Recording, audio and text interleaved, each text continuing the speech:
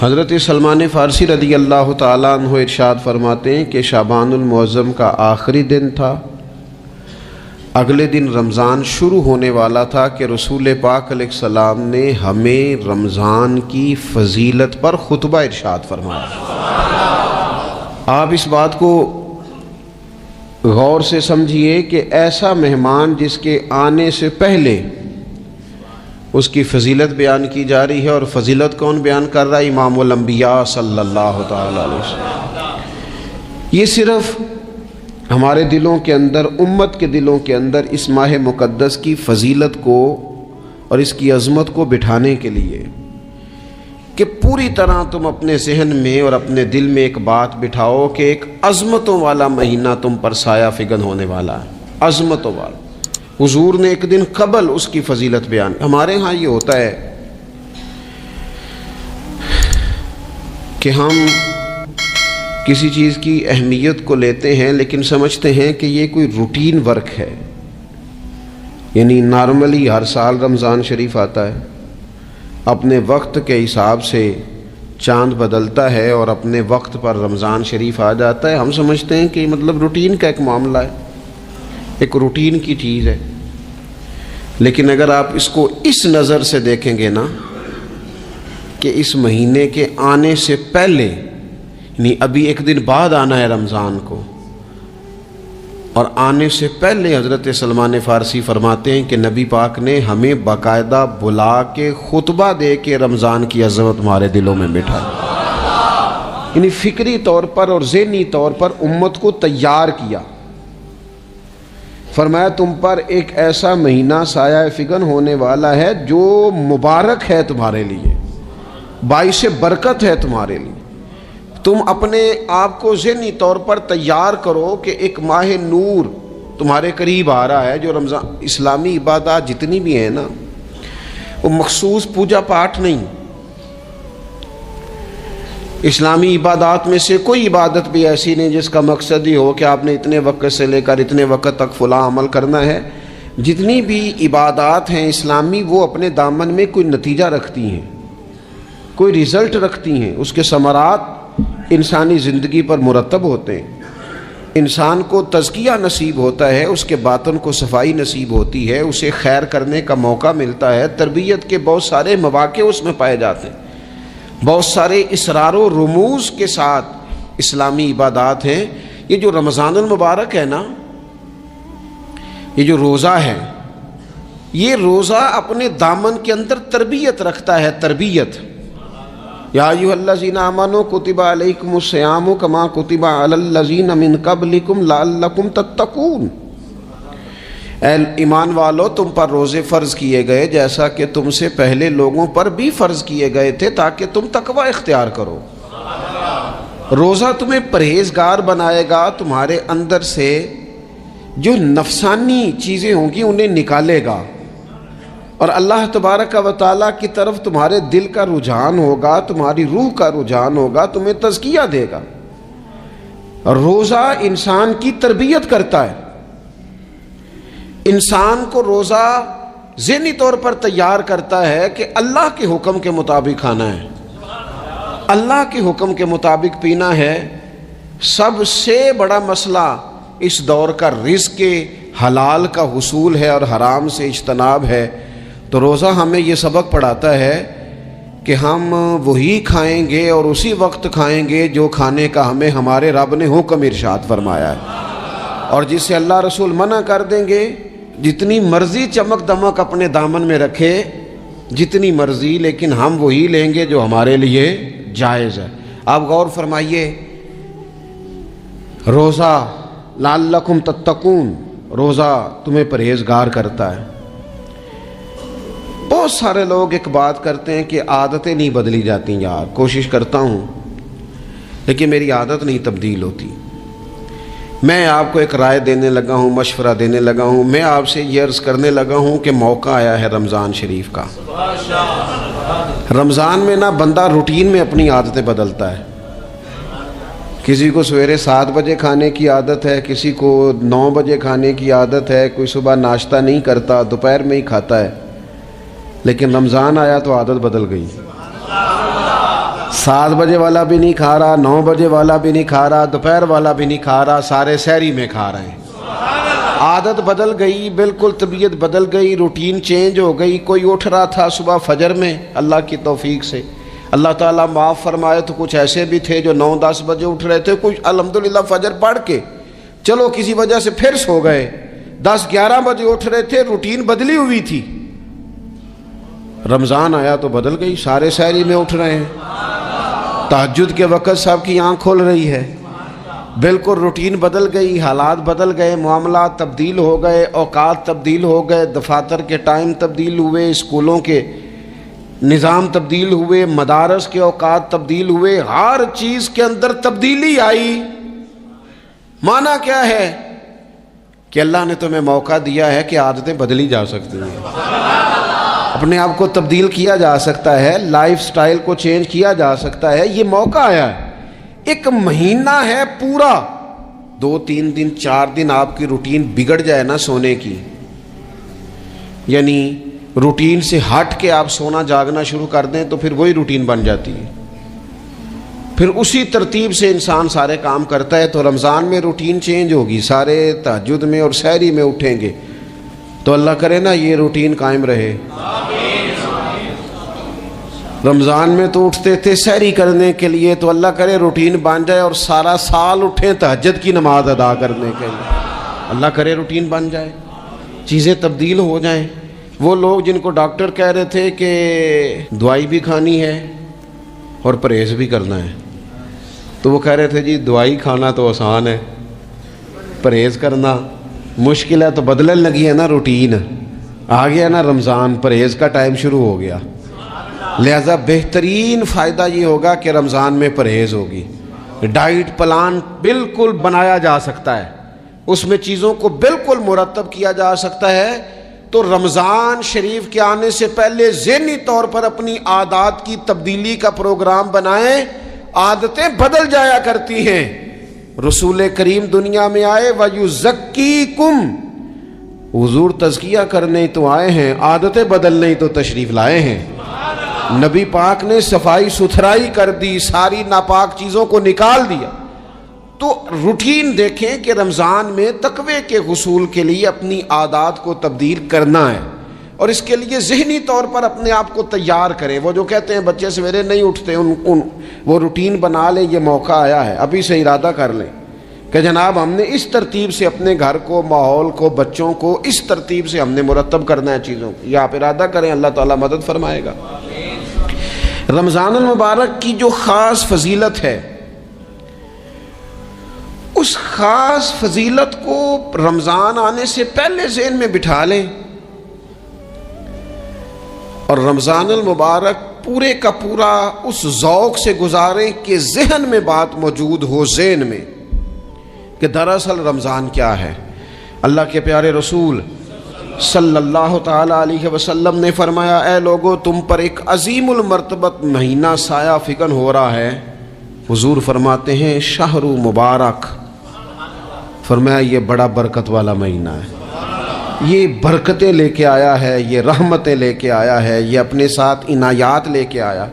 اور نبی اکرم صلی اللہ تعالی علیہ وآلہ وسلم نے فرمایا جو بندہ بھی قرب الہی کی نیت سے رمضان میں نیکی کا طلبگار ہوگا، فرمایا وہ اگر نفل نیکی کرے گا نا تو اللہ تعالیٰ اسے فرض کے برابر ثواب عطا فرمائے گا۔ اور حضور علیہ الصلوۃ والسلام فرماتے ہیں جو اس مہینے میں ایک فرض ادا کرے گا اللہ 70 فرضوں کے برابر اجر عطا کرے گا۔ اپنے ذہن میں ایک بات بٹھائی جائے، ذہن میں یہ بات بٹھائی جائے کہ یہ نا برکت والا مہینہ ہے، اس میں میرا ثواب بڑا ضربوں کے ساتھ آگے بڑھے گا، ایک ذہن بنایا جائے اور پھر ثواب اکٹھا کرنا شروع کر دیا جائے۔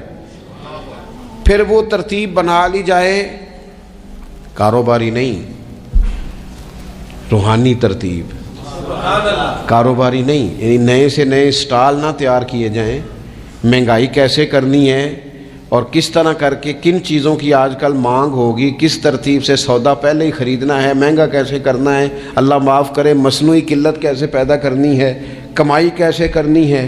رمضان کے اندر جناب لوگ ساری ترتیب لگا کے، ساری، میرے ایک دوست ہیں میڈیکل کے شعبے سے وابستہ ہیں، تو وہ مجھے کہنے لگے کہ ڈاکٹر بھی اپنی روٹین بدلتے ہیں اور معدے والی ساری دوائیاں بھی اکٹھی کر لیتے ہیں، کیونکہ رمضان آنے والا ہے، یہ زیادہ لوگ استعمال کریں گے۔ تو وہ ماحول نہ پیدا کریں کہ ہر چیز دنیا داری ہو جائے، ہر چیز دنیا داری نہیں، ہر چیز کو ایک نیا روپ دے دیا جائے اور نیا سے نیا مال کمانے کا سلیقہ بنایا جائے۔ میں اکثر کہا کرتا ہوں کہ رمضان تو اس لیے تھا نا کہ اس میں کم کھانا ہے، تھوڑا کھانا ہے، لیکن اگر بندہ کہے کہ میں نے صبح کا چونکہ کھایا نہیں، لہذا اب شام کو اتنا کھانا ہے کہ ہفتے سے پہلے ڈاکٹر کے پاس بھی جانا ہے، میں نے وہ سارا پوری کرنی ہے روٹین، تو پھر وہ مقصد کو نہیں نہ سمجھا، پھر اس نے اس خوبصورتی کو نہیں پایا جو خوبصورتی اس کو دین دینا چاہتا تھا۔ ایک تو رمضان کی فضیلت کو سمجھنا ہے، اور پھر جب ہم روزہ دار ہیں، ہم نے روزہ رکھا ہوا ہے، تو نبی پاک علیہ السلام نے خود اس مفہوم کو کھول کے بیان کیا، فرمایا جس بندے نے جھوٹ نہیں چھوڑا، گناہ نہیں چھوڑا، گویا غیبت نہیں چھوڑی، بدی نہیں چھوڑی، تو اللہ کے محبوب علیہ الصلاۃ والسلام فرماتے ہیں پھر اللہ تعالیٰ کو اس کے بھوکا پیاسا رہنے کی تو کوئی ضرورت نہیں، کیونکہ لعلکم تتقون، تقوی اختیار کرنا تو روزے کا مقصد تھا۔ اور اگر اس نے وہ بات کو سمجھا ہی نہیں، استاد کے لیے صرف استاد ہو جانا ہی ضروری نہیں، اس کو پھر اپنے منصب کا لحاظ کرنا بھی ضروری ہے کہ میں استاد ہوں۔ والد کا صرف والد ہو جانا ہی کمال نہیں، اس کو پھر اس منصب کے تقاضوں کو بھی سمجھنا چاہیے کہ اب میں ایک باپ ہوں، اب میں روٹین میں وہ آزاد نہیں ہوں کہ جہاں میرا جی چاہے گا جاؤں گا، جہاں میری طبیعت چاہے گی میں کھاؤں گا، جہاں میرا دل کرے گا میں وہ کام کروں گا۔ اب آپ سرپرست ہیں، سربراہ ہیں۔ انسان دیکھیں نا، ایک شخص ہے وہ عالم ہے، علم پڑھ لینا صرف کمال نہیں، وہ اپنے منصب کو بھی تو سمجھے نا، اس منصب کے وقار کو، اس کے لحاظ کو بھی تو سمجھے نا۔ ایک آدمی اگر عمر رسیدہ ہے، بڑا ہے، بزرگ ہے، اور وہ چاہتا ہے کہ میری بزرگی کی وجہ سے میرا اکرام کیا جائے، تو اسے اپنے منصب کا بھی لحاظ کرنا پڑے گا۔ اس کو حضرت سعدی فرمایا کرتے تھے میں نے 18 سال کے بزرگ دیکھے اور میں نے 75 سال کے بچے دیکھے۔ حضور کیا مطلب؟ فرمانے لگے عمر ہو گئی لیکن اپنے منصب کا خیال نہ کیا، عادات بچوں والی رہی۔ اور فرماتے میں نے ایسے لوگ دیکھے جن کو شروع وقت میں ہی اللہ والوں کی صحبت نصیب آئی، تو وہ جو بزرگی ہے وہ پھر عمر کی وجہ سے نہیں ملی، وہ اللہ نے علم اور عمل کی وجہ سے عطا فرما دی۔ تو اپنے منصب کا لحاظ کرنا کہ میرا یہ منصب ہے۔ اسی طرح جب ہم نے روزہ رکھا ہوا ہوگا نا، تو پھر ہم نے اس منصب کا بھی لحاظ کرنا ہے کہ میں روزے دار ہوں، پھر خالی بھوکے پیاسا نہیں رہنا۔ رسول پاک صلی اللہ تعالی علیہ وآلہ وسلم نے پتہ ہے روزے دار کی فضیلت کیا بیان فرمائی؟ اللہ کے محبوب صلی اللہ تعالی علیہ وسلم فرماتے ہیں کہ رب فرماتا ہے ابن آدم کا ہر عمل اس کے لیے ہے، روزہ میرے لیے، اور فرمایا میں خود جزا دوں گا روزے کی، میں خود جزا دوں گا روزے کی۔ اور حضور فرماتے ہیں روزہ ڈھال ہے، جو شخص روزہ دار ہو وہ بےہودگی سے، فحش گوئی سے اجتناب کرے۔ اور اللہ کے محبوب صلی اللہ تعالی علیہ وسلم فرماتے ہیں اگر کوئی شخص اسے گالی دے، اگر کوئی شخص اس سے جھگڑا کرنا چاہے تو پتہ کیا جواب دے؟ اسے کہے بھئی میں روزے دار ہوں، میرے منصب کا تقاضا نہیں کہ میں تیرے ساتھ الجھوں۔ اور رسول پاک صلی اللہ علیہ وسلم فرمانے لگے اوہو اتنی بڑی بات۔ حضور فرمانے لگے، یہ صحیح مسلم کے لفظ ہیں، کریم محبوب فرمانے لگے مجھے اس رب کی عزت کی قسم جس کے قبضے میں محمد عربی صلی اللہ علیہ وسلم کی جان ہے، حضور فرماتے ہیں روزہ دار کے منہ کی خوشبو اللہ تعالیٰ کے نزدیک قیامت کے دن مشک کی خوشبو سے بھی زیادہ وقت والی ہوگی۔ اس کے منہ سے جو خوشبو آتی ہے قیامت میں مشک پیچھے رہ جائے گا، اور رب کی بارگاہ میں صرف روزہ دار کے منہ سے، اگر تیرے منہ کی خوشبو رب کو اتنی پسند ہے تو تجھے بھی تو اپنے منصب کا خیال ہونا چاہیے کہ میں نے روزہ رکھا ہوا ہے، میں روزہ دار ہوں۔ اور میرے نبی پاک علیہ السلام کے یہ دو لفظ ہیں نا، وہ صوفیاء ہیں نا، اللہ کے نیک بندے جو ساری زندگی تڑپتے رہے کہ کبھی اے حقیقت منتظر نظر آنا لباس مجاز میں، کبھی مالک ایک دفعہ کبھی تیرا جلوہ ملے، کبھی اے حقیقت منتظر نظر آنا لباس مجاز میں۔ لاکھوں سجدے تڑپ رہے ہیں میری جبین نیاز میں، اور جو ساری زندگی کہتے رہے کہ ہم تو عمر دراز مانگ کے لائے تھے 4 دن، 2 آرزو میں کٹ گئے، 2 انتظار میں، کہ دیکھو انہیں انعام ملنے لگا ہے۔ جو اس کی راہ کے سوالی تھے، جو اس کے رستے کے مسافر تھے، جو اسے پانا چاہتے تھے، جو اس کی دید کرنا چاہتے تھے، جو اسے ملنا چاہتے تھے، میرے رسول پاک علیہ السلام نے فرمایا روزہ دار کو 2 خوشیاں ملیں گی۔ ایک خوشی اس وقت ملتی ہے جب وہ افطار کرتا ہے، اور فرمایا ایک خوشی اس وقت ملے گی جب وہ اپنے رب سے ملاقات کرے گا، جب وہ اس سے ملے گا تو اس وقت روزہ دار کو خوشی ہوگی۔ میرے دوستو، خوشی تو جو ہوگی سو ہوگی، لیکن یہ لفظ بڑے حسین نہیں کہ روزہ دار کی رب سے ملاقات ہوگی، یہی لفظ بڑے باکمال نہیں۔ ایک روایت میں تو یہ ہے نا کہ روزہ میرے لیے ہے، میں اس کی جزا دوں گا، اور ایک روایت میں یہ ہے کہ روزہ میرے لیے ہے اور رب فرماتا ہے میں خود روزے کی جزا ہوں، یعنی باقی نیکیوں پر ثواب ملے گا، روزہ رکھنے والے کو رب رحمان ملے گا۔ نبی اکرم صلی اللہ تعالی علیہ وسلم کے امت کے صوفیاء نے نا کچھ چیزوں کو بڑا کھولا ہے۔ عارف رومی کہتے ہیں کہ ایک دن نا محمود غزنوی نے خزانوں کے دروازے کھول دیے اور فرمایا بھئی میں نے آج ہر چیز کھول دی ہے، جو جس چیز پہ ہاتھ رکھے گا وہ اسی کی ہو جائے گی۔ لوگ دوڑے، کوئی سونے کی طرف، کوئی چاندی کی طرف، کوئی جائیدادوں کی طرف، کوئی خزانے کی کنجیوں کی طرف، کوئی بڑے بہترین گھوڑے اور اونٹوں کی طرف، لوگ دوڑ گئے، جو جس پہ ہاتھ رکھے گا اسی کا۔ سب بھاگ گئے، ایاز بیٹھا ہے، نہ وہ حسن میں رہی شوخیاں، نہ وہ عشق میں رہی گرمیاں، نہ وہ غزنوی میں تڑپ رہی، نہ وہ خم ہے زلف ایاز میں، وہ لذتیں کہاں۔ ایاز چپ کر کے بیٹھا ہے۔ پھر محمود نے ایاز کی طرف مخاطب کر کے کہا ایاز اٹھنا نہیں، آج لوٹ سیل لگ گئی ہے، جو جس چیز پہ ہاتھ رکھے گا اسی کی۔ ایاز کہنے لگا بات پکی ہے نا؟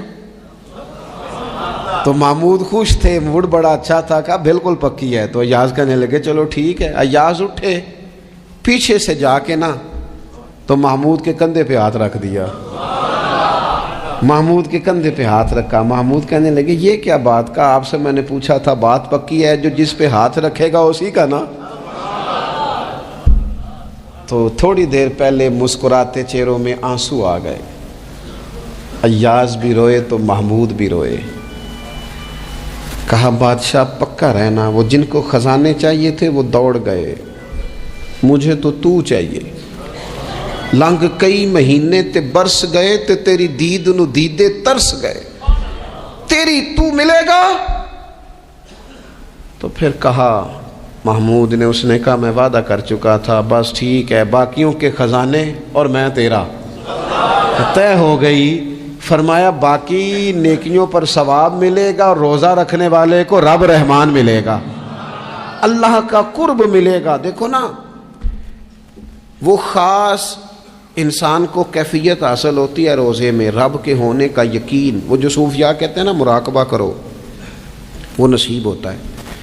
یعنی کسی کو کیا پتہ ہے اس کا روزہ ہے کہ نہیں، اکیلا ہے نا گھر میں، فریزر بھرا ہوا ہے، نہیں نہ کھاتا، کیوں؟ اسے پتہ ہے میرا رب میرے ساتھ ہے، میرا رب مجھے دیکھ رہا ہے۔ بس یہ تصور توحید پکا ہو جاتا ہے رمضان، تو پھر اللہ تبارک و تعالیٰ کی بھی خاص رحمت اور کوئی خاص ہی اعزاز۔ حضور فرماتے ہیں جنت کے کئی دروازے ہیں، ایک باب الریان ہے، اس سے صرف روزہ دار گزریں گے۔ آواز ہوگا روزے والے آ جاؤ، وہ آ جائیں گے، فرمایا اس خاص دروازے سے گزرو، جب گزر جائیں گے تو فرمایا بند کر دو بھائی، اور کوئی نہیں گزرے گا یہاں سے، دروازہ ہی مخصوص ہے، ان کا اعزاز ہی ذرا زیادہ ہے۔ تو میرے عزیز، رمضان شریف کے اندر وہ منصب کا بس خیال رکھیں کہ میں روزہ دار ہوں، اس احتیاط کے ساتھ۔ اور دوسری جو رمضان کی چند عبادات ہیں نا، سب سے پہلی تو میں عرض کروں گا تراویح کے حوالے سے یہ بات یاد رکھ لیں کہ نبی پاک علیہ الصلوۃ والسلام نے فرمایا جس نے ایمان اور احتساب کی نیت کے ساتھ رمضان میں قیام کیا، اللہ اس کے پچھلے سارے گناہوں کو معاف فرما دے گا۔ اور ایک مقام پر نبی پاک صلی اللہ تعالیٰ علیہ وسلم نے بیان کیا، یہ مشکات میں موجود ہے، حضور فرماتے ہیں رمضان اور قرآن دونوں قیامت کے دن بندے کی شفاعت کریں گے۔ رمضان کہے گا یا اللہ میں نے اسے دن بھر کھانا کھانے سے باز رکھا اور تیری بارگاہ کے حکم کے مطابق اس نے اپنے آپ کو ان چیزوں سے بچا کے رکھا۔ اور قرآن کہے گا مالک رات میں نے اسے نیند سے روکے رکھا۔ کیا مطلب؟ اس نے کھڑے ہو کے عبادت کی، اگرچہ اس سے مراد شارحین حدیث نے تراویح بھی لیا ہے، تہجد کی نماز بھی لیا ہے، صلاۃ اللیل بھی لی ہے، لیکن میرے عزیز یہ خاص ربط ہے قرآن مجید کے ساتھ تراویح کا۔ مسنون ہے رمضان کی راتوں میں قرآن مجید اور تراویح کا پڑھنا۔ اگر تھوڑی سی نا طبیعت میں صرف تبدیلی پیدا کی جائے، میں نے دیکھا ہے کہ جو لوگ کہتے ہیں نا میرا وقت بڑا قیمتی ہے، بڑی ساری جگہوں پہ آپ کو بیٹھنا پڑتا ہے، بیٹھیں آپ 2 گھنٹے بیٹھیں، 3 گھنٹے بیٹھیں۔ میں نے دیکھا ہے لوگ جاتے ہیں کسی دفتر میں تو رات کو ہی چلے جاتے ہیں، اس علاقے میں کھڑے ہیں، پاسپورٹ کے دفتر کھڑے ہیں، شناختی کارڈ کے دفتر کھڑے ہیں، امیگریشن کی لائنوں میں کھڑے ہیں۔ کچھ ذہن تو بنائیں کہ میں نے رات کھڑے رہنا ہے اور اپنے رب کی عبادت کرنی ہے۔ تراویح کو ذرا ذوق سے آپ اگر تھوڑا ارادہ کر لیں گے نا، یعنی کوئی ایسا مشکل کام نہیں، میری تو رائے یہ ہے کہ پہلے 3-4 دن ذرا جم کے ذہن بنائیں اور تھوڑا سا نا روٹین کو بدلنے کی کوشش نہ کریں۔ جس امام صاحب کے پیچھے تراویح شروع کریں، کوشش کریں ساری وہیں پڑھیں۔ روٹین بدلنے سے بھی سستی آتی ہے، ایک دن یہاں گئے 2 دن وہاں گئے، تو یہ روٹین بدلنے سے بھی بعض اوقات سستی آتی ہے۔ کوشش کریں ایک جگہ پہ قرآن شریف سننا شروع کریں اور پھر پورا قرآن مجید وہیں پہ سنیں۔ خود میرے فاضل بریلوی رحمۃ اللہ علیہ فرماتے ہیں کہ حضور کی نعت پڑھنا تو گویا تیز دھاری تلوار پہ چلنے کے مترادف، یہ جہاں حسین ہے وہاں نازک بھی بڑا ہے۔ اے پائے نظر ہوش میں آ، یہ کوہ نبی ہے، آنکھوں سے بھی چلنا یہاں بے ادبی ہے۔ تھوڑا باریک معاملہ، حسن ہے کیا؟ آپ حیران ہوں گے کہ حسن کی کوئی جامع تعریف ہی آج تک نہیں ہو پائی۔ جو علم الکلام کے لوگ ہیں انہوں نے حسن کی کوئی جامع تعریف ہی نہیں کی۔ کچھ نے کہا کہ گورے رنگ کو حسن کہتے ہیں، گورے رنگ کو، تو افریقہ کے لوگ کہنے لگے نہیں جناب، ہمارے ہاں جو زیادہ کالا ہوتا ہے وہ زیادہ حسین گنا جاتا ہے، جو زیادہ۔ چلیں آپ کو یہ بات مشکل، آپ نے کون سا افریقہ کے لوگوں سے ملاقات کیا، میں سادی بات کرتا ہوں۔ ماں اپنے بیٹے کو چاند کہتی ہے اور بہن اپنے بھائی کو کہتی ہے کہ نہیں کہتی؟ بولے نا پھر آپ لوگ، بہن اپنے بھائی کو، یہ پکی بات ہے اور کنفرم ہے کہ چاچو کبھی چاند نہیں ہوتا، چاند ماموں ہی ہوتا ہے، یہ طے شدہ بات ہے۔ ٹھیک عرض کر رہا ہوں جی، چاچو کبھی چاند، چاہے وہ چاند کا ٹکڑا ہی کیوں نہ ہو، وہ چاند ہو سکتا۔ چاند کون ہوتا ہے؟ یہ تھوڑے پنڈ کوئی اور رواج ہے تو میں وہ گل کر لینا، اب بولے تو صحیح، چاند کون ہوتا ہے جی؟ چاہے بیچارہ بڑا ہی پریشان کن چہرہ رکھتا ہو پھر بھی وہ چاند ہی ہوتا ہے۔ تو اس کا مطلب ہے کہ حسن کی تعریف گورا چٹا ہونا تو نہیں، ورنہ سارے ماموں چاند تھوڑی ہوتے ہیں۔ تو بعض لوگوں نے کہا کہ گورے رنگ کو حسن کہتے ہیں، کچھ نے کہا نہیں یہ تعریف بھی ٹھیک نہیں، حسین وہ ہوتا ہے جس کے نین نقش ٹھیک ہوتے ہیں، وہ حسین ہوتا ہے۔ بڑا گورا چٹا رنگ ہو لیکن اس کی ناک کی چپٹی، میری طرف دیکھیں بڑی مہربانی، اللہ آپ کو جزائے خیر دے، ناک ہی اس کی چپٹی ہو اور کان ہی اس کے ٹھیک نہ ہو تو وہ کیسے حسین ہو گیا؟ انہوں نے تعریف یہ کر دی کہ جس کے نین نقش اچھے ہوتے ہیں وہ حسین ہوتا ہے۔ امام راغب کہنے لگے نہیں، تم دونوں کی بات ٹھیک نہیں، حسن دیکھنے والے کی آنکھ میں ہوتا ہے، حسن دیکھنے والے کی، لیکن نا کچھ کو پیلا رنگ پسند ہے، کچھ کو نیلا پسند ہے، تو وہ فرمانے لگے کہ پھر حسن تو آنکھ میں ہوا نا، جس کو جو چیز پسند تھی وہ اس کے لیے حسین ہو گئی، تو حسن دیکھنے والے کی آنکھ میں ہے۔ حضرت برا بن عازب رضی اللہ تعالیٰ عنہ نے مسئلہ حل فرمایا، بخاری مسلم میں موجود ہے، فرمانے لگے نہیں یار، یہ ساری تعریفیں غلط ہیں، حسن وہ ہے جو میرے نبی کے پاس ہے صلی اللہ علیہ۔ وہ فرماتے ہیں جو کپڑا میرے نبی نے پہنا ہے وہ کپڑا بھی حسین ہے، جو نالین میرے نبی نے استعمال کر لی وہ نالین بھی، بولتے جائیے، وہ نالین بھی حسین ہے۔ اگر حضور نے ٹوپی پہنی ہے تو وہ ٹوپی بھی حسین ہے، اور اگر ٹوپی پر پگڑی باندھ لی ہے تو وہ امامہ بھی نور والا امامہ ہو گیا۔ حسن، داستان حسن جب پھیلی تو لامحدود تھی، اور جب سمٹی تو بس تیرا نام ہو کے رہ گئی۔ حسن کیا ہے؟ تو فرمانے لگے، حضرت برا بن عازب بخاری مسلم میں موجود ہے، فرمانے لگے کان رسول اللہ صلی اللہ علیہ وسلم احسن الناس وجہن، حضور ہی ساری دنیا سے حسین تھے، اور کوئی یہ نہ سمجھے کہ بناوٹ حسین تھی، فرماتے وہ احسنہم خلقا، میرے نبی کے اخلاق بھی بڑے حسین تھے۔ ایک شخص کی چہرہ بڑا، اور دیکھیں حسن کا موضوع کیوں رکھا گیا اور کیوں انہوں نے کہا کہ آپ کوئی بات کریں۔ لوگ کہتے ہیں جی آپ لوگ میلاد بیان کرتے رہتے ہیں، حسن و جمال بیان کرتے رہتے ہیں، فضائل و کمالات بیان کرتے رہتے ہیں، تعلیمات آپ کو بیان کرنی چاہیے۔ کتابیں بھری ہوئی ہیں، سیرت کی کتابیں، شمائل کی، خصائل کی کتابیں بھری ہوئی ہیں۔ اگر یہ چیزیں بیان نہیں کرنی چاہیے تھی تو صحابہ نے روایت کیوں کی تھی؟ انہوں نے روایت کیا ان چیزوں کو۔ جو پڑھے لکھے حضرات ہیں وہ توجہ فرمائیں، انہوں نے ان چیزوں کو پہلے روایت کیا، ایک دوسرے کے آگے بیان کیا، اور کن لوگوں کے آگے بیان کیا؟ صحابہ نے تابعین کو بتایا۔ انہوں نے حضور کے چہرے کا دیدار کیا ہوا تھا تو حسن کی خیرات آگے پھیلا رہے تھے، نبی پاک کے حسن کی خیرات آگے پھیلا رہے تھے، لوگوں کو بتلا رہے تھے کہ رسول کریم صلی اللہ علیہ وسلم کتنے حسین ہیں، کتنے خوبصورت ہیں۔ چہرے جو ہوتے ہیں نا، چہرے لوگوں کے، ان کے اندر بڑا کچھ چھپا ہوتا ہے۔ خود نبی کریم صلی اللہ علیہ وسلم نے فرمایا ہے، بخاری مسلم میں موجود ہے، فرمایا اللہ کے ولی کی بھی تعریف یہ ہے کہ تم دیکھتے اس کا چہرہ ہو پر تمہیں خدا یاد آ جاتا ہے۔ اس کا مطلب ہے ظاہری حسن کے اندر بھی بڑی کشش ہے۔ اور یاد رکھیں، اعلیٰ حضرت فاضل بریلوی رحمۃ اللہ لکھا ہے، ایک ہوتا ہے انسان کے ظاہر کا حسن اور ایک ہوتا ہے اس کے باطن کا حسن۔ آپ فرماتے ہیں اگر اس کے افکار اچھے ہوں، اس کی گفتار اچھی ہو، اس کا اخلاق اچھا ہو، اور اس کا ذوق اچھا ہو، اور وہ سوچ اچھی رکھتا ہو اور دل کا اچھا ہو، تو آپ فرماتے ہیں اللہ اس کے باطن کے حسن کو تقوی بنا کے اس کے چہرے پر بھی جاری کر دیتا ہے۔ وہ تقوی کا جو حسن ہوتا ہے نا، جیسے نبی پاک صلی اللہ علیہ وسلم نے فرمایا ہے، سرکار فرماتے ہیں کہ جو شخص 7 کوٹھڑیوں کے اندر بھی تہجد کی نماز پڑھے نا، کسی کو پتہ نہ ہو کہ یہ رات، ہم تو لوگ بتاتے رہتے ہیں نا، شروع کرتے ہیں میں جب تہجد کے وقت اٹھا، او فلانی مسجد میں بابا جی درود شریف پڑھ رہے تھے۔ فرمایا جو تہجد پڑھے گا اسے بتانا نہیں پڑے گا، صبح اس کا چہرہ ہی بتا دے گا کہ رات اس نے تہجد کی نماز پڑھی ہے۔ اللہ کریم اس کے چہرے سے، چہرے جو ہوتے ہیں نا میرے دوست، ان کے اندر بڑا کچھ چھپا ہوتا ہے، اور چہرے سے اگلی منزل ہوتی ہے انسان کی گفتگو کی۔ 2 چیزیں ایسی ہوتی ہیں جو بندے کو کھول کے واضح کر دیتی ہے کہ یہ کیا ہے۔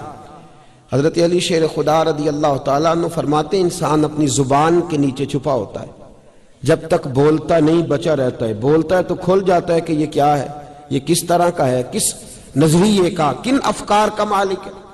رسول کریم صلی اللہ تعالیٰ علیہ وسلم کو اللہ تبارک و تعالیٰ نے جو باطن کے اخلاقیات دیے، ان کے بارے میں بھی فرمایا وَإِنَّكَ لَعَلَىٰ خُلُقٍ عَظِيمٍ، محبوب ہم نے ہر اخلاق کا آپ کو مالک بنا دیا ہے، آپ خلق عظیم کے مالک، اخلاق بھی اعلیٰ درجے کا عطا فرمایا۔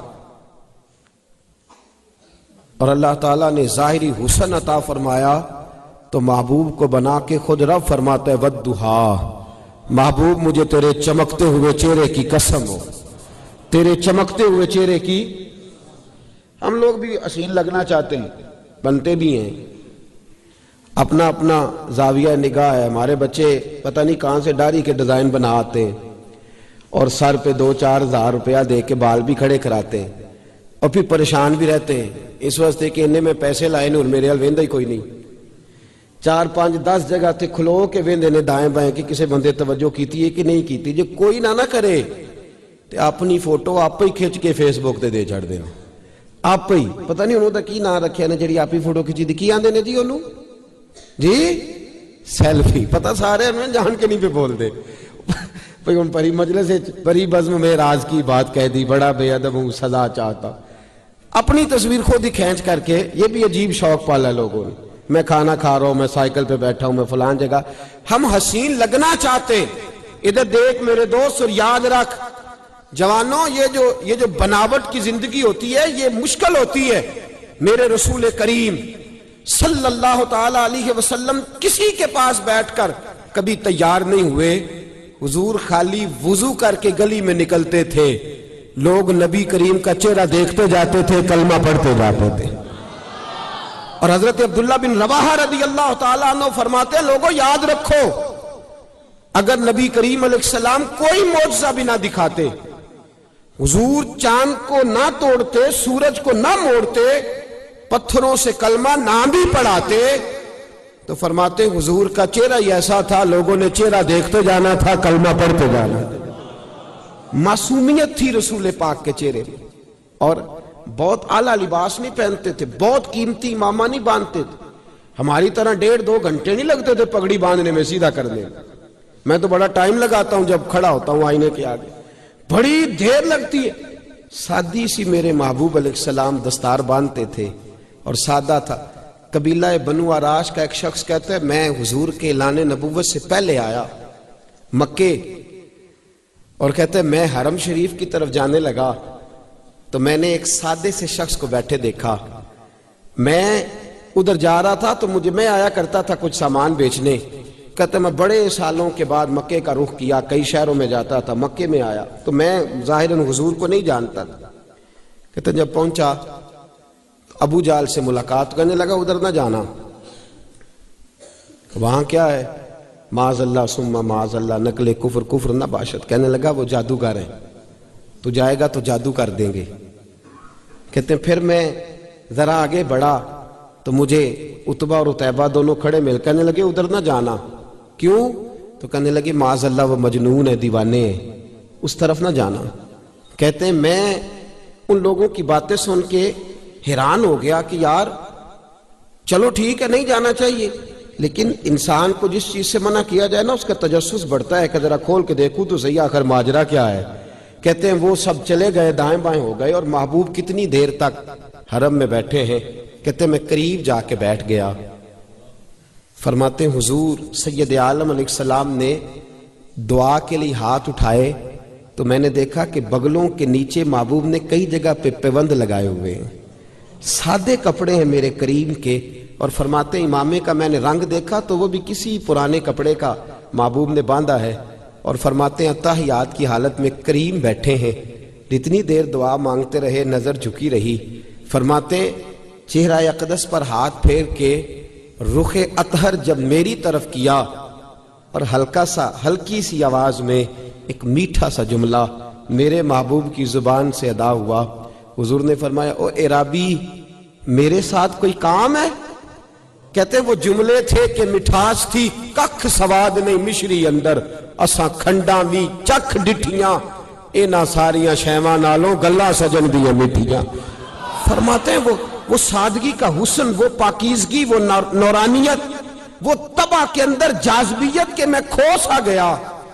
فرماتے تھوڑی دیر کے سناٹے کے بعد ہوش آیا تو رسول رحمت صلی اللہ تعالی علیہ وسلم نے حال احوال پوچھا, کہاں سے آئے, کوئی کام تھا؟ پھر حضور نے فرمایا میں آپ کی دعوت نہ کروں, توجہ ہے آپ کی, میں آپ کی. تو فرماتے ہیں محبوب کریم نے مجھے کھجوریں کھلائیں, دودھ پلایا, بس پہلی نظریں لوٹ لیا ماہی تیرے ہار شنگارا. فرماتے ہیں میں کھو سا گیا. میں نے کہا یا رسول اللہ صلی اللہ علیہ وسلم, اس وقت یہ جملے تو نہ تھے, میں نے کہا یہ لوگ آپ کی مخالفت کیوں کرتے ہیں؟ تو محبوب کریم علیہ السلام نے فرمایا میں اللہ کا رسول بن کے جو تشریف لایا ہوں، مجھے اللہ نے اپنا محبوب جو بنایا ہے، تو فرمایا کہ میری مخالفت کرتے ہیں۔ کہتے ہیں حضور کی زبان اطہر سے وہ جملے نکلے اور سیدھے جا کے میرے دل پہ بیٹھ گئے۔ کہتے ہیں میں نے کہا حضور پھر آپ کیا کرتے ہیں؟ تو کہنے لگے میں لوگوں کو کلمہ پڑھاتا ہوں۔ تو کہتے ہیں کوئی تعارف نہیں، کوئی ملاقات نہیں۔ میں نے کہا مجھے بھی کلمہ پڑھا دو، میں بھی مسلمان ہونا چاہتا ہوں۔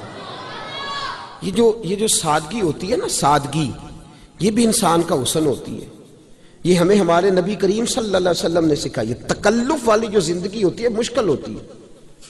جو بندہ انتظار کر رہا ہوتا ہے نا کہ میں باہر کھڑا رہوں، دو چار لوگ آئیں اور مجھے ذرا سا، وہ پریشان رہتا ہے۔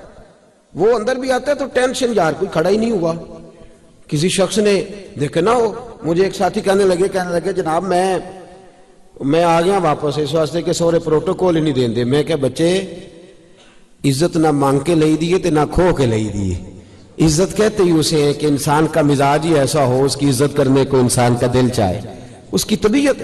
رسول کریم علیہ السلام کا جو حسن تھا ظاہری اور باطن کا، اس نے لوگوں کو قریب کر لیا۔ اور چہرہ انور کا حال یہ تھا کہ نبی کریم علیہ السلام جب کسی سے گفتگو کرتے نا تو نبی پاک علیہ السلام اس کے چہرے پر نظر ٹکا کے بات نہیں کرتے، حضور نظر جھکا کے بات کرتے۔ اور جتنی دیر حضور گفتگو کرتے ان میں سے 2-3 دفعہ چہرہ مبارک اٹھاتے اور اس شخص کا چہرہ دیکھتے اور پھر اس کے ساتھ اور دیر تک باتیں سنتے رہتے، تھوڑی باتیں کرتے۔ خوبصورتی یہ چہرے کا یہ عالم تھا کہ صحابہ کرام علیہم رضوان فرماتے ہیں جب حضور بات کرتے تو نبی کریم کے مقدس دانتوں میں چھوٹا سا سوراخ تھا، جب حضور بولتے تو اس سوراخ سے نور نکلتا اور مسجد نبوی کی دیواریں روشن ہو جایا کرتی تھی۔ مسجد نبوی کی دیواریں، اور اعلیٰ حضرت رحمت اللہ تعالی علیہ نے بھی کیا خوب فرمایا، فرمانے لگے جس کے گچھے سے لچھے جڑے نور کے، گچھے سے لچھے جڑے نور کے، ان ستاروں کی نزہت پہ لاکھوں سلام، اور ان کی باتوں کی لذت پہ بے حد درود، ان کے خطبے کی ہیبت پہ لاکھوں سلام۔ نبی پاک صلی اللہ علیہ وسلم کے پاس جو خوبصورتی تھی اور سرکار دو عالم صلی اللہ تعالی علیہ وسلم کے چہرے پر جو نور چھلکتا تھا اور جو پاکیزگی ظاہر ہوتی تھی، حضرت سیدنا کعب بن مالک رضی اللہ تعالیٰ عنہ فرماتے ہیں میرا یہ خیال تھا کہ حضور کا چہرہ چاند کا ٹکڑا ہے، حضور کا چہرہ۔ حضرت ابو ہریرہ رضی اللہ تعالیٰ عنہ کی روایت ساتھ امام زرقانی لائے، کہنے لگے حضرت ابو ہریرہ کی بات بھی سنو۔ وہ کہتے ہیں چاند کا ٹکڑا نہیں تھا، بلکہ رسول کریم صلی اللہ علیہ وسلم کا چہرہ دیکھتے تو لگتا تھا کہ چاند سورج تو طلوع ہی حضور کے چہرے سے خیرات لے کے ہوتے، حضور کے چہرے میں چمکا کرتے تھے۔ ادھر حضرت جابر بن سمرہ رضی اللہ تعالیٰ عنہ بولے اور وہ کہنے لگے تم دونوں کی رائے اپنی جگہ۔ میں گیا تھا ایک دن محبوب کریم سے ملنے اور نبی کریم علیہ السلام آرام فرماتے، سرخ ہلے دار چادر حضور نے اوڑھ رکھی تھی، 14ویں رات کا چاند بھی چمک رہا تھا۔ فرماتے ہیں میں وہاں کھڑا کبھی چاند دیکھتا، کبھی چہرہ مصطفیٰ دیکھتا، کبھی دیکھے نا یہ چیزیں کتنا دین کا حسن ہے کہ صحابہ کرام علیہم رضوان ان کے تذکرے کر رہے ہیں، ان کو بیان کر رہے ہیں، اور محدثین کرام ان سے حدیثیں لے کر جرح کر کے اس پر بحث کر کے ان حدیثوں کو جمع کر کے امت تک پہنچا رہے ہیں۔ آج لوگ اس عنوان کو ہی چھوڑ گئے ہیں، لوگوں نے یہ تذکرہ ہی کرنا چھوڑ دیا ہے۔ حضرت سیدنا جابر بن سمرہ رضی اللہ تعالیٰ عنہ فرماتے ہیں میں کبھی چاند دیکھتا، کبھی چہرہ مصطفیٰ دیکھتا۔ فرماتے ہیں میں دیکھتا رہا اور بالآخر میں نے یہ فیصلہ کیا چاند سے تشبیہ دینا یہ بھی کوئی انصاف ہے، چاند تو ہے داغدار، میرے آقا کا چہرہ صاف ہے۔ فرماتے ہیں میں نے فیصلہ کیا کہ نبی پاک کا چہرہ چاند سے بھی زیادہ حسین ہے۔ میرے دوستو، میرے جوانوں، یہ عشق مجازی کا دور ہے اور آپ سوچ نہیں سکتے کہ آگ کتنی گہری لگ گئی ہے۔ سوچ بڑے بڑے معزز گھروں تک یہ آگ آن پہنچی، بڑے بڑے معزز، اور آپ 2015 گزر رہا ہے تو تجزیے آ رہے ہیں، صرف پنجاب میں ان لوگوں کی تعداد لاکھوں میں ہو گئی ہے جو مرضی سے شادی کرنے لگے۔ اور آپ کو کبھی ٹٹول نہ پڑے، میں تو فیس بک استعمال نہیں کرتا، میرے عزیز کرتے، وہ مجھے دکھاتے رہتے ہیں کچھ چیزیں. آپ کبھی اس آنکھ کو ڈھونڈ کر کے دیکھیں تو حسن مجازی پر اشعار اور حسن مجازی کی بات. اور میری ملت کا جوان، چند دن پہلے ایک لڑکا انتقال ہوا تو اس کی اخبار پر تفصیل آئی اس کے مرنے کی، تو کہا وہ عشق مجازی کے چکر میں ایسا کھویا کہ پورے پنجاب میں وہ حسن کا پرستار بن کے پھرا، اور کئی کوٹھوں پہ وہ گیا اور کئی جگہ کی گندگی اس نے سمیٹی. بالآخر اتنا بیمار ہوا کہ قبر کی دیوار تک چلا گیا. اس دور کے ملا نے بڑا ظلم کیا ہے. اس نے کہا ہے کہ رسول پاک صلی اللہ علیہ وسلم تو میرے جیسے ہیں، نبی پاک صلی اللہ علیہ وسلم تم معاذ اللہ تعالی عام انسان جیسے ہیں. اس نے ظلم کیا ہے. کاش یہ کسی کو پاس بٹھاتا، اسے بتلاتا کہ محبوب کی جو پیشانی ہے وہ والفجر والی ہے، یہ بتلاتا کہ چہرہ والضحیٰ والا ہے، یہ بتلاتا کہ حضور کی جو آنکھیں ہیں ما زاغ البصر وما طغیٰ والی ہے، یہ نبی پاک کے حسن کے تذکرے عام کرتا تو میری ملت کا جوان کبھی گمراہ نہ ہوتا.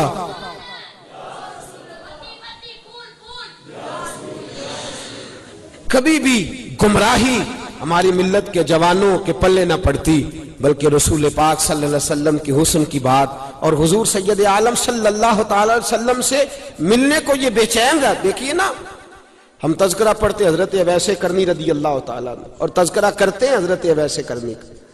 اس شخص کا اگر آپ انداز ملاحظہ کریں حضرت اویس کرنی کا تو وہ تڑپ کس چیز کے لیے رہے؟ حرم کعبہ کے لیے، بولیے، صفا مروہ کی صحیح کے لیے، حجر اسود کی استلام کے لیے، مقام ابراہیم پہ نفل پڑھنے کے لیے. حضرت اویس کرنی رات کو بیٹھتے تھے. جناب حرم بن حیان فرماتے، امام شورانی روایت لائے، کہتے ہیں حضرت حرم بن حیان کہتے ہیں میں ان سے ملنے گیا تو رات کو وہ بیٹھا کرتے تھے تو رویا کرتے تھے. تو میں کہتا آپ کس کی یاد میں روتے ہیں؟ تو کہتے ہیں مجھے رسول اللہ صلی اللہ علیہ وسلم کی یاد آتی ہے، میں نبی کریم صلی اللہ علیہ وسلم کی یاد. حضرت سلمان فارسی رضی اللہ تعالیٰ عنہ اور حضرت مقداد رضی اللہ تعالیٰ عنہ قبیلہ مزن کی طرف چلے گئے. آپ نے نا ایک جگہ پہ بیٹھ کے رسول پاک علیہ السلام کے اخلاق کے حسن کے تذکرے چھیڑ. توجہ میری بات کی طرف رکھیے. میں اصل میں زیادہ سادہ آدمی ہوں نا، زیادہ سادہ، اور میں پہلے بھی آیا تھا تو میں نے عرض کیا تھا میں ناقل سا شخص ہوں جو بات پڑھ کے نقطہ کوئی بھی نہیں آتا، اور نقطہ بیان کرتے ہم ڈرتے بھی ہیں. ہمارے بزرگوں نے لکھا ہے کہ قرآن و سنت سے محدثین کو استدلال کرنا چاہیے، لہذا ہم استدلال بھی نہیں کرتے. ہم بالکل وہ بات جو پڑھی ہوتی ہے اسی کو منوان بیان کرنے کی کوشش کرتے. لیکن اثر کرے نہ کرے سن تو لے میری فریاد، نہیں ہے داد کا طالب یہ بندہ آزاد. اور میں تو یہ بھی کہتا ہوں کہ سبحان اللہ بھی میرے لیے نہ کہیں، سبحان اللہ بھی کسی نے کہنی ہے تو اللہ کو راضی کرنے کے لیے کہے، مجھے راضی کرنے. لیکن توجہ کریں، میں جو بات عرض کرنا چاہ رہا ہوں میرا یہ کوئی مقصد نہیں کہ مجھے جو ٹائم دیا گیا گھنٹے ڈیڑھ گھنٹے کا تو میں نے پورا کرنا ہے، چاہے میں ایک شعر پہ ہی اور ایک بات پہ ہی کتنی دیر لگا دوں، یہ کوئی مقصد نہیں. میں نے شروع میں کہا میں اپنے وقت سے زیادہ آپ کے ٹائم کو قیمتی سمجھتا ہوں، اور ہمیں اب یہ احساس شدت سے ہونے لگا ہے کہ ہم نے اپنی قوم کا ایک لمحہ بھی برباد نہیں کرنا. ہم نے آپ کو جو بات سمجھانی ہے وہ کوشش کر دیں گے تھوڑے وقت میں زیادہ چیزیں آپ کی خدمت میں پیش کر سکیں. بڑی توجہ کے ساتھ میری بات سماعت کریں. عزیزو، دو صحابی جاتے ہیں اور ایک شخص اپنی زمین پہ اپنی پیلی پہ کام کر رہا ہے، وٹ پہ بیٹھ جاتے ہیں اور وہ کھانا کھانے کے لیے رکے. قاضی سلمان منصور پوری نے بھی اس کو لکھا ہے، کئی اور سیرت نگاروں نے لکھا ہے. وہ کھانا کھانے کے لیے رکے اور کھانا کھاتے کھاتے ہی وہ نبی پاک کے حسن کی باتیں شروع کر دی. انہوں نے کھانا ہو رہا ہے، کھانا، حالانکہ کھانا کھاتے تو یہ کہنا چاہیے نا یار ویکھنا کڈا مہنگا گوشت آندا سی، انہیں نون نہیں صحیح پایا، یہ باتیں ہوتی ہیں. لیکن وہ کھانا بھی کھا رہے ہیں اور ساتھ ساتھ رسول اللہ کی نعت بھی جاری ہے. ایک غریب اور یتیم بچہ اپنی زمین کے اندر گوڈی کر رہا ہے، اس نے باتیں سن لی اور وہ جس اوزار کے ساتھ، جس رمبے کے ساتھ کام کر رہا تھا وہ اس نے چھوڑ دیا، کان لگا کے سننے لگا. اپنی مرضی سے وہ صحابہ اٹھے، کہنے لگا تم کس کی باتیں کر رہے تھے؟ تو انہوں نے کہا مدینے والے محبوب کا ذکر کر رہے تھے. تو کہنے لگا میرا چاچا تو ان کی مخالفت کرتا ہے. خیر، ایک روایت یہ ہے کہ وہیں کلمہ پڑھ گئے، دوسری روایت یہ ہے کہ مدینے آئے اور کلمہ پڑھ کے چلے گئے. ان سے سن کے اب واپس گئے نا تو حضور کا چہرہ دیکھ آئے. میرے محبوب کے شہر کے اندر یہ حسن ہے، شہر رسول کا یہ حسن ہے. ایک ਰੋਣ ਜਿਨ੍ਹਾਂ ਨੇ ਵੇਖਿਆ ਨਹੀਂ ਤੇ ਇੱਕ ਰੋਣ ਦੁਬਾਰਾ ਜਾਮਣ ਲਈ।